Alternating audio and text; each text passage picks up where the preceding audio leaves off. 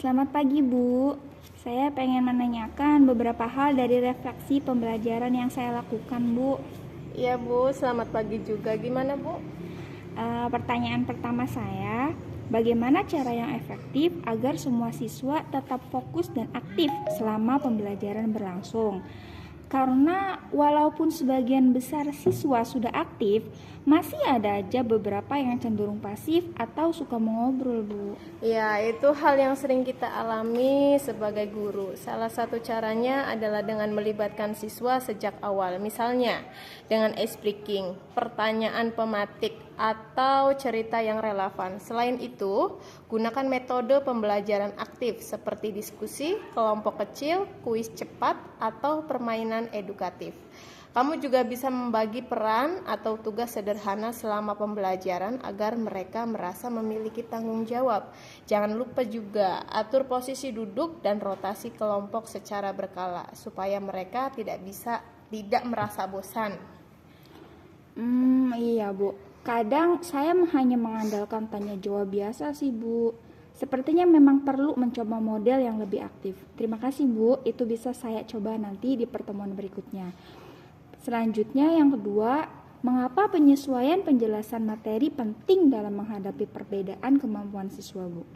Ya, penyesuaian sangat penting karena setiap siswa memiliki gaya belajar dan tingkat pemahaman yang berbeda-beda.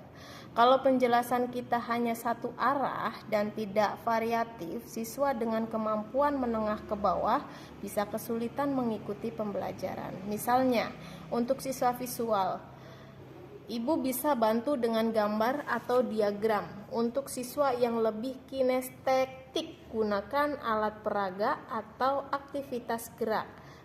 Ibu juga bisa sesekali menyediakan penjelasan ulang dalam bentuk yang lebih sederhana atau memberi contoh dari kehidupan sehari-hari. Intinya, kita tidak bisa mengandalkan satu cara untuk semua siswa. Bener juga ya, Bu. Kadang saya terlalu fokus, Bu, ke penjelasan secara lisan. Padahal tidak semua siswa bisa langsung paham ya, Bu. Saya akan mencoba menyisipkan media dan variasi penjelasan agar mereka lebih mudah dimengerti. Bagus Bu, dan jangan sungkan untuk bertanya balik ke siswa. Misalnya, siapa yang bisa ulangi penjelasan Ibu atau adakah yang masih bingung? Itu bisa jadi cara untuk mengecek pemahaman mereka juga. Oh, ini jadi catatan penting ya, Bu. Lalu yang terakhir nih, Bu, bagaimana strategi yang tepat dalam membuat penilaian yang sesuai dengan tujuan pembelajaran?